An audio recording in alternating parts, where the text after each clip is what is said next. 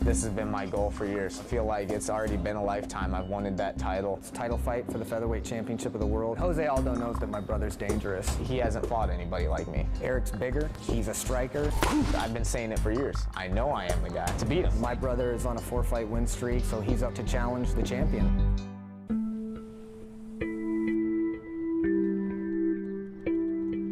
You know, as kids we were great. I was really excited to have a younger brother. I wanted to be just like him when I grew up. But I always saw him as my little baby brother, you know, so I always wanted to protect him and take care of him. He was always kind of tagging along by my side, and I kind of liked it. And a lot of who I am is because of Keone, because I grew up idolizing him. He was my hero. I was always fascinated in the martial arts, and then I found the UFC. I picked it up in a Blockbuster video on VHS. And thought it was a movie at first. When I realized it was actually a real competitive event pitting different martial arts styles, I was like, this is a gold mine. Me and my brother would watch early UFCs like brothers do. We'd clinch up and wrestling around. It went from that to finally getting an 8x8 mat in his basement. It was cool. It was something we could do together as brothers. So going down to the old dungeon where it all started, it was just a bunch of guys getting together, having a good time, hanging out, training some MMA. Made us tough and did what we could. There's not a lot of people that will go into a hole of a basement, grind their fingers along cement walls, work around jagged power outlets. Honestly, we didn't do it to compete or do anything. We did it for fun. Jesse Lennox, Eric, Bo Lawfridge, Devin Christian, and myself all trained in this basement every single day without fail for 2 years. And when I say every day, I mean every day. He didn't have any choice but to get better because he was training with bigger guys. When I started seeing my teammates start competing, and I was like, well, if they're competing and they're winning, then I can do it. From Cedar Rapids, Iowa. I was 17. It's supposed to be 18 at the time. You weren't supposed to be able to fight. He went out, beat this guy in every aspect of the game, dominated him, and did that at 17 years old. Yes, you got it! Oh, yeah, baby! Stay with it! Best feeling in the world. It was a rush, and I knew this is what I wanted to do. I always told my brother, we're going to go from the basement to the mountaintop. Now it's time to go out and get that belt and go even further and cement your legacy. I know my family supports me 100%, and they're friends and family in my life. If not for them, I wouldn't be here. So this is for all of them. I'm 100% convinced that if there's somebody that can beat Jose Aldo at 145 pounds and has a great chance of doing it, it's my brother. I can't tell you who has a good chance of beating Eric. It is a lot of work.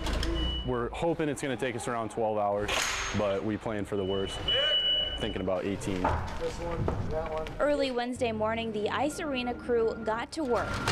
They're transforming this ice rink into a field fit for an indoor football team. It's a process they've never done before. It's definitely not normal. The transition starts with crews removing every single 350-pound piece of glass, one by one, and loading them into carts. By the time one of those is full, there's going to be about 4,500 pounds on each one of those. Then they place a floor deck on top of the ice to preserve the rink, and they roll out the turf. It took a bit for the ice arena workers to figure out how all of the pieces would come together. This is 4, 5. This is me to be labeled pre-existing, which looking at me wouldn't know that I have had. Students want to take the class because it's. They said I basically had a week to 2 weeks to. Loss of a child, but I could never imagine losing a child that you've held. Expenditures of the Health Care Act haven't kicked in fully, and we're already seeing health care costs. Every week, the Cedar Rapids-Linn County Solid Waste Agency collects hundreds of these old TVs. You see, once flat screens hit the market, just how tough is it to make it to the Scripps National Spelling Bee? We decided to put our KCRG staffers to the test and find out, are you smarter than a 10-year-old super speller? It's hard to replace the loss of a school, but Mountain View residents are not afraid of a challenge, and today they proved it by getting their hands dirty.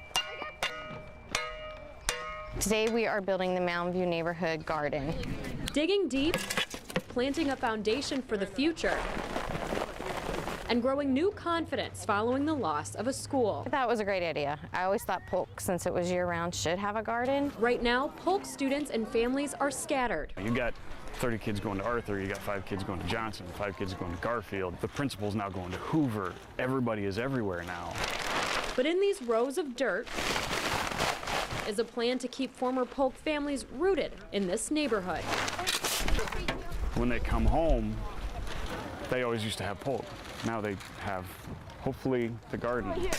Community organizations plan to use the vegetable garden as an outdoor classroom. Have fun. You've got to keep it weeded, you got to keep the animals out, you got to keep it watered, the list goes on. Responsibility. And that was one of the 3 R's at Polk, was ready, respectful, and responsible. But people expect it will likely become much more than just a teaching tool.